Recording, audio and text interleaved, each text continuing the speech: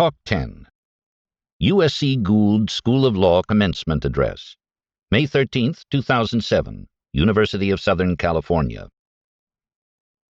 On a warm late spring day in 2007, Charlie addressed 194 Juris Doctor, 89 Master of Laws, and 3 Master of Comparative Laws degree recipients in the University of Southern California's Alumni Park.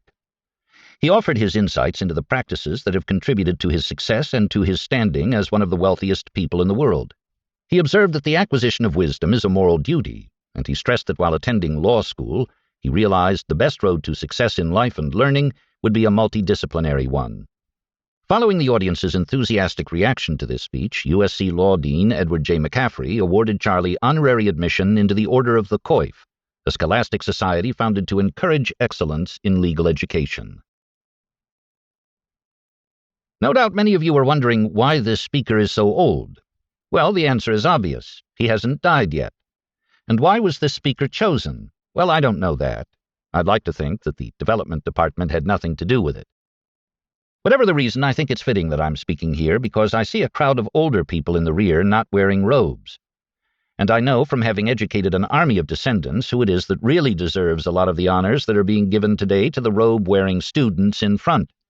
The sacrifices and the wisdom and the value transfer that come from one generation to the next should always be appreciated. I also take pleasure from the sea of Asian faces to my left. All my life I have admired Confucius. I like the idea of filial piety, of ideas or values that are taught and duties that come naturally that should be passed on to the next generation. You people who don't think there's anything in this idea, please note how fast Asian people are rising in American life. I think they have something. All right, I've scratched out a few notes, and I'm going to try and give an account of certain ideas and attitudes that have worked well for me. I don't claim that they're perfect for everybody, but I think many of them contain universal values and that many of them are can't-fail ideas. What are the core ideas that helped me? Well, luckily, I had the idea at a very early age that the safest way to try to get what you want is to try to deserve what you want. It's such a simple idea. It's the golden rule. You want to deliver to the world what you would buy if you were on the other end. There is no ethos, in my opinion, that is better for any lawyer or any other person to have. By and large, the people who have had this ethos win in life, and they don't win just money and honors. They win the respect, the deserved trust of the people they deal with. And there is huge pleasure in life to be obtained from getting deserved trust.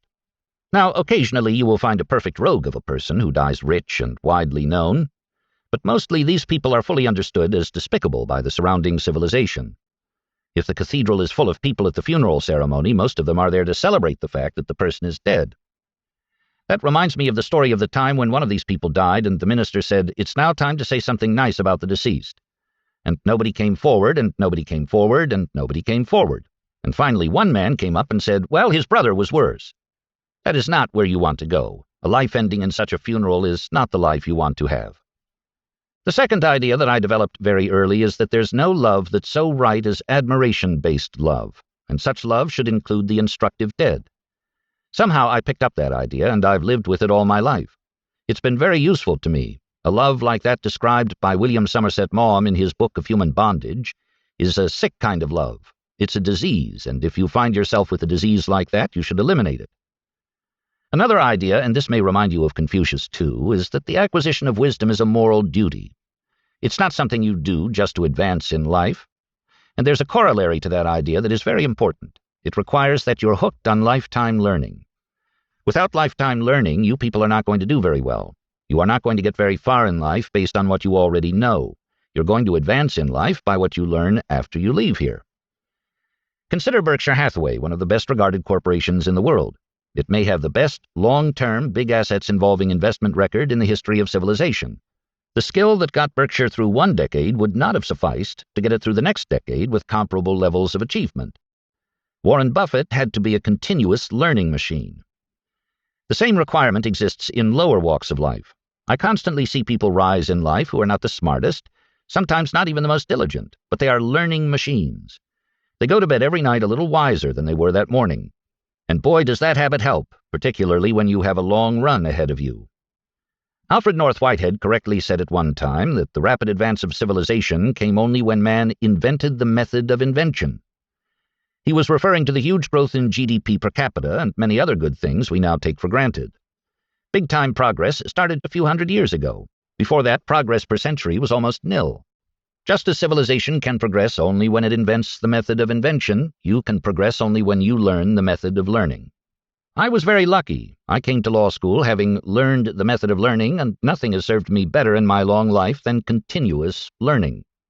Consider Warren Buffett again. If you watched him with a time clock, you'd find that about half of his waking time is spent reading. Then a big chunk of the rest of his time is spent talking one-on-one, either on the telephone or personally, with highly gifted people whom he trusts and who trust him. Viewed up close, Warren looks quite academic as he achieves worldly success. Academia has many wonderful values in it. I came across an example not too long ago. In my capacity as a hospital board chairman, I was dealing with a medical school academic named Joseph M. Mira, M.D. This man, over years of disciplined work, made himself know more about bone tumor pathology than almost anyone else in the world. He wanted to pass this knowledge on to help treat bone cancer. How was he going to do it? Well, he decided to write a textbook. And even though I don't think a textbook like this sells more than a few thousand copies, they do end up in cancer treatment centers all over the world. He took a sabbatical year and sat down at his computer with all his slides, carefully saved and organized. He worked 17 hours a day, 7 days a week for a year. Some sabbatical. At the end of the year, he had created one of the 2 great bone tumor pathology textbooks of the world. When you're around values like Mira's, you want to pick up as much as you can. Another idea that was hugely useful to me was one I obtained when I listened in law school, when some waggish professor said, "A legal mind is a mind that considers it feasible and useful, when 2 things are all twisted up together and interacting, to try to think about one thing without considering the other." Well, I could see from that indirectly pejorative sentence that any such legal approach was ridiculous. And this pushed me further along in my natural drift, which was toward learning all the big ideas and all the big disciplines, so I wouldn't be the perfect damn fool the professor described. And because the really big ideas carry about 95% of the freight, it wasn't at all hard for me to pick up about 95% of what I needed from all the disciplines, and to include use of this knowledge as a standard part of my mental routines. Once you have the ideas, of course, you must continuously practice their use. Like a concert pianist, if you don't practice, you can't perform well. So I went through life constantly practicing a multidisciplinary approach. Well, this habit has done a lot for me. It's made life more fun. It's made me more constructive. It's made me more helpful to others. It's made me richer than can be explained by any genetic gifts. My mental routine, properly practiced, really helps. Now, there are dangers in it because it works so well. If you use it, you will frequently find when you're with some expert from another discipline, maybe even an expert who is your employer with a vast ability to harm you, that you know more than he does about fitting his specialty to the problem at hand. You'll sometimes see the correct answer when he's missed it. That is a very dangerous position to be in. You can cause enormous offense by being right in a way that causes somebody else to lose face in his own discipline or hierarchy. I never found the perfect way to avoid harm from this serious problem. Even though I was a good poker player when I was young, I wasn't good enough at pretending when I thought I knew more than my supervisors did. And I didn't try as hard at pretending as would have been prudent, so I gave a lot of offense. Now I'm generally tolerated as a harmless eccentric who will soon be gone, but coming up I had a difficult period to go through. My advice to you is to be better than I was at keeping insights hidden. One of my colleagues, who graduated as number 1 in his class in law school and clerked at the U.S. Supreme Court, tended as a young lawyer to show that he knew a lot. One day the senior partner he was working under called him in and said, "Listen, Chuck, I want to explain something to you. Your duty is to behave in such a way that the client thinks he's the smartest person in the room. If you have any energy or insight available after that, use it to make your senior partner look like the second smartest person in the room. And only after you've satisfied those 2 obligations do you want your light to shine at all." Well, that was a good system for rising in many a large law firm, but it wasn't what I did. I usually moved with the drift of my nature. And if some other people didn't like it, well, I didn't need to be adored by everybody. Let me further develop the idea that a multidisciplinary attitude is required if maturity is to be effective. Here I'm following a key idea of the greatest lawyer of antiquity, Marcus Tullius Cicero. Cicero is famous for saying that a man who doesn't know what happened before he's born goes through life like a child. That is a very correct idea. Cicero is right to ridicule somebody so foolish as not to know history.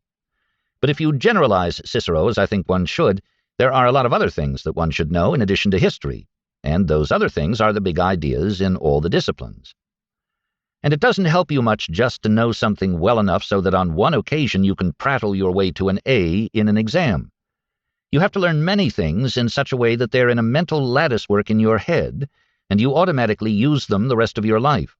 If many of you try that, I solemnly promise that one day most will correctly come to think, somehow I've become one of the most effective people in my whole age cohort. In contrast, if no effort is made towards such multidisciplinarity, many of the brightest of you who choose this course will live in the middle ranks or in the shallows. Another idea that I discovered was encapsulated by that story Dean McCaffrey recounted earlier about the rustic who wanted to know where he was going to die so he wouldn't go there. The rustic who had that ridiculous-sounding idea had a profound truth in his possession. The way complex adaptive systems work and the way mental constructs work, problems frequently become easier to solve through inversion. If you turn problems around into reverse, you often think better. For instance, if you want to help India, the question you should consider asking is not, how can I help India? Instead, you should ask, how can I hurt India? You find what will do the worst damage and then try to avoid it. Perhaps the two approaches seem logically the same thing, but those who have mastered algebra know that inversion will often and easily solve problems that otherwise resist solution. And in life, just as in algebra, inversion will help you solve problems that you can't otherwise handle. Let me use a little inversion now. What will really fail in life? What do we want to avoid? Some answers are easy. For example, sloth and unreliability will fail. If you're unreliable, it doesn't matter what your virtues are. You're going to crater immediately. So faithfully doing what you've engaged to do should be an automatic part of your conduct. Of course you want to avoid sloth and unreliability. Another thing to avoid is extremely intense ideology, because it cabbages up one's mind. You see a lot of it in the worst of the TV preachers. They have different, intense, inconsistent ideas about technical theology, and a lot of them have minds reduced to cabbage. That can happen with political ideology. And if you're young, it's particularly easy to drift into intense and foolish political ideology and never get out. When you announce that you're a loyal member of some cult-like group and you start shouting out the orthodox ideology, what you're doing is pounding it in, pounding it in, pounding it in. You're ruining your mind, sometimes with startling speed. So you want to be very careful with intense ideology. It presents a big danger for the only mind you're ever going to have. Darwin formulated his theories on the transmutation of species in the late 1830s, but it was not until 1859 that he published his seminal work on the origin of species by means of natural selection. Darwin accepted that any scientific theory proffering an alternative explanation to human origins would be met with widespread prejudice, and that therefore prudence dictated he become fully versed in every possible counter-argument before publishing his ideas. Accordingly, he spent 20 years painstakingly cultivating his theory and preparing for its defense. There is a warning example I use whenever I feel threatened by a drift toward intense political ideology. Some Scandinavian canoeists succeeded in getting through all the rapids of Scandinavia, and they thought they would continue their success by tackling the big whirlpools in Northwest America. The death rate was 100%. A big whirlpool is something you want to avoid, and I think the same is true about intense ideology, particularly when your companions are all true believers. I have what I call an iron prescription that helps me keep sane when I drift toward preferring one intense ideology over another. I feel that I'm not entitled to have an opinion unless I can state the arguments against my position better than the people who are in opposition. I think that I am qualified to speak only when I've reached that state. This sounds almost as extreme as the iron prescription Dean Acheson was fond of attributing to William the Silent of Orange, who roughly said, "It's not necessary to hope in order to persevere." That probably is too tough for most people, although I hope it won't ever become too tough for me. My way of avoiding over-intensity in ideology is easier than Acheson's injunction and worth learning. This business of not drifting into extreme ideology is very, very important in life. If you want to end up wise, heavy ideology is very likely to prevent that outcome. Another thing that often causes folly and ruin is the self-serving bias, often subconscious, to which we're all subject. You think that the true little me is entitled to do what it wants to do. For instance, why shouldn't the true little me get what it wants by overspending its income? Well, there once was a man who became the most famous composer in the world, but he was utterly miserable most of the time. One of the reasons was that he always overspent his income. That was Mozart. If Mozart couldn't get by with this kind of asinine conduct, I don't think you should try it. Generally speaking, envy, resentment, revenge, and self-pity are disastrous modes of thought. Self-pity can get pretty close to paranoia. Paranoia is one of the very hardest things to reverse. You do not want to drift into self-pity. I had a friend who carried a thick stack of linen-based cards. When somebody would make a comment that reflected self-pity, he would slowly and portentously pull out his huge stack of cards, take the top one, and hand it to the person. The card said, "Your story has touched my heart. Never have I heard of anyone with as many misfortunes as you." Well, you can say that's waggery, but I suggest it can be mental hygiene. Every time you find you're drifting into self-pity, whatever the cause, even if your child is dying of cancer, self-pity is not going to help. Just give yourself one of my friend's cards. Self-pity is always counterproductive. It's the wrong way to think. And when you avoid it, you get a great advantage over everybody else, or almost everybody else, because self-pity is a standard response, and you can train yourself out of it. Of course, you also want to get self-serving bias out of your mental routines. Thinking that what's good for you is good for the wider civilization and rationalizing foolish or evil conduct based on your subconscious tendency to serve yourself is a terrible way to think. You want to drive that out of yourself because you want to be wise, not foolish, and good, not evil. You also have to allow in your own cognition and conduct for the self-serving bias of everybody else, because most people are not going to be very successful at removing such bias, the human condition being what it is. If you don't allow for self-serving bias in the conduct of others, you are, again, a fool.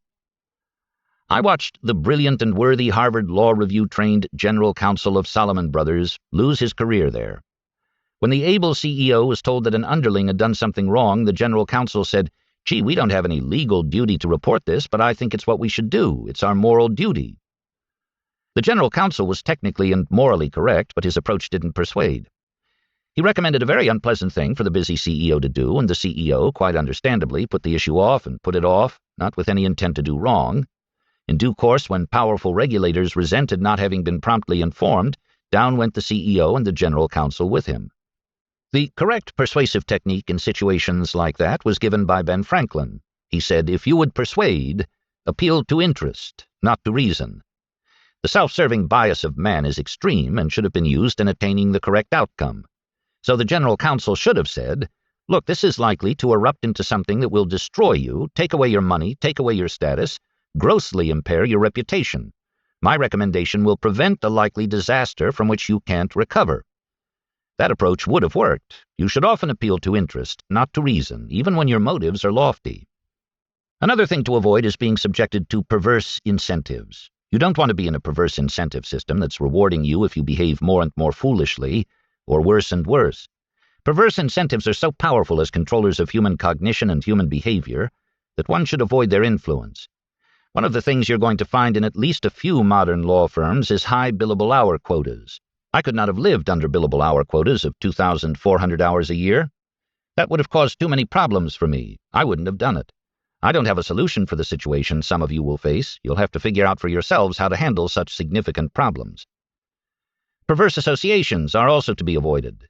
You particularly want to avoid working directly under somebody you don't admire and don't want to be like. It's dangerous. We're all subject to control to some extent by authority figures, particularly authority figures who are rewarding us. Dealing properly with this danger requires both some talent and will. I coped in my time by identifying people I admired and by maneuvering, mostly without criticizing anybody, so that I was usually working under the right sort of people. A lot of law firms will permit that if you're shrewd enough to work it out with some tact. Generally, your outcome in life will be more satisfactory if you work under people you correctly admire. Engaging in routines that allow you to maintain objectivity are, of course, very helpful to cognition. We all remember that Darwin paid special attention to disconfirming evidence, particularly when it disconfirmed something he believed and loved. Routines like that are required if a life is to maximize correct thinking. One also needs checklist routines. They prevent a lot of errors, and not just for pilots. You should not only possess wide-ranging elementary wisdom, but also go through mental checklist routines in using it. There is no other procedure that will work as well. Another idea that I found important is that maximizing non-egality will often work wonders. What do I mean? Well, John Wooden of UCLA presented an instructive example when he was the #1 basketball coach in the world. He said to the bottom 5 players, "You don't get to play, you are practice partners." The top 7 did almost all the playing. Well, the top 7 learned more, remember the importance of the learning machine, because they were doing all the playing. And when he adopted that non-egalitarian system, Wooden won more games than he had won before. I think the game of competitive life often requires maximizing the experience of the people who have the most aptitude and the most determination as learning machines. If you want the very highest reaches of human achievement, that's where you have to go. You don't want to choose a brain surgeon for your child by drawing straws to select one of 50 applicants, all of whom take turns doing procedures. You don't want your airplanes designed in too egalitarian a fashion. You don't want your Berkshire Hathaways run that way either. You want to provide a lot of playing time for your best players. I frequently tell the apocryphal story about how Max Planck, after he won the Nobel Prize, went around Germany giving the same standard lecture on the new quantum mechanics. Over time, his chauffeur memorized the lecture and said, "Would you mind, Professor Planck, because it's so boring to stay in our routine, if I gave the lecture in Munich and you just sat in front wearing my chauffeur's hat?" Planck said, "Why not?" And the chauffeur got up and gave this long lecture on quantum mechanics, after which a physics professor stood up and asked a perfectly ghastly question. The speaker said, "Well, I'm surprised that in an advanced city like Munich I get such an elementary question. I'm going to ask my chauffeur to reply." Well, the reason I tell that story is not to celebrate the quick-wittedness of the protagonist. In this world, I think we have two kinds of knowledge. One is Planck knowledge, that of the people who really know. They've paid the dues, they have the aptitude. Then we've got chauffeur knowledge. They have learned to prattle the talk. They may have a big head of hair, they often have a fine timbre in their voices. They make a big impression, but in the end, what they've got is chauffeur knowledge, masquerading as real knowledge. I think I've just described practically every politician in the United States. You're going to have the problem in your life of getting as much responsibility as you can to the people with the Planck knowledge and away from the people who have the chauffeur knowledge. And there are huge forces working against you. My generation has failed you to some extent. More and more, we're delivering to you in California a legislature in which mostly the certified nuts from the left and the certified nuts from the right are the ones allowed to serve, and none of them are removable. That's what my generation has done for you. But you wouldn't like it to be too easy, would you? Another thing that I have found is that intense interest in any subject is indispensable if you're really going to excel in it. I could force myself to be fairly good in a lot of things, but I couldn't excel in anything in which I didn't have an intense interest. So, to some extent, you're going to have to do as I did. If at all feasible, you want to maneuver yourself into doing something in which you have an intense interest. Another thing you have to do is have a lot of assiduity. I like that word because to me it means sit down on your ass until you do it. I've had marvelous partners full of assiduity all my life. I think I got them partly because I tried to deserve them, and partly because I was shrewd enough to select them, and partly there was some luck. Two partners that I chose for one phase in my life made the following simple agreement when they created a little design and build construction team in the middle of the Great Depression. Two-man partnership, they said, and divide everything equally. And whenever we're behind in our commitments to other people, we will both work 14 hours a day, 7 days a week until we're caught up. Well, needless to say, that firm didn't fail, and my partners were widely admired. Simple, old-fashioned ideas like theirs are almost sure to provide a good outcome. Another thing to cope with is that life is very likely to provide terrible blows, unfair blows. Some people recover and others don't. There, I think the attitude of Epictetus helps guide one to the right reaction. He thought that every mischance in life, however bad, created an opportunity to behave well. He believed every mischance provided an opportunity to learn something useful, and one's duty was not to become immersed in self-pity, but to utilize each terrible blow in a constructive fashion. His ideas were very sound, influencing the best of the Roman emperors, Marcus Aurelius, and many others over many centuries. And you may remember the epitaph that Epictetus made for himself. Here lies Epictetus, a slave, maimed in body, the ultimate in poverty, and favored by the gods. Well, that's the way Epictetus is now remembered, favored by the gods. He was favored because he became wise, became manly, and instructed others, both in his own time and over following centuries. I've another idea to emphasize in a brief account. My grandfather Munger was the only federal judge in his city for nearly 40 years. I admired him. I'm his namesake. And I'm Confucian enough that even now as I speak I'm thinking, well, Judge Munger would be pleased to have me here. All these years after my grandfather is dead, I conceive myself as duty-bound to carry the torch for my grandfather's values. One such value was prudence as the servant of duty. Grandfather Munger was a federal judge at a time when there were no pensions for widows of federal judges. So if he didn't save from his income, my grandmother would become a destitute widow, and besides, net worth would enable him to serve others better. Being the kind of man he was, he underspent his income all his life and left his widow in comfortable circumstances. But that was not all that his prudence enabled. Along the way, in the 30s, my uncle's tiny bank failed and couldn't reopen without help. My grandfather saved the bank by exchanging over a third of his good assets for horrible bank assets. I've always remembered the event. It reminds me of A.E. Housman's little poem that went something like this. The thoughts of others were light and fleeting, of lovers meeting or luck or fame. Mine were of trouble, and mine were steady, and I was ready when trouble came. You may well say, who wants to go through life anticipating trouble?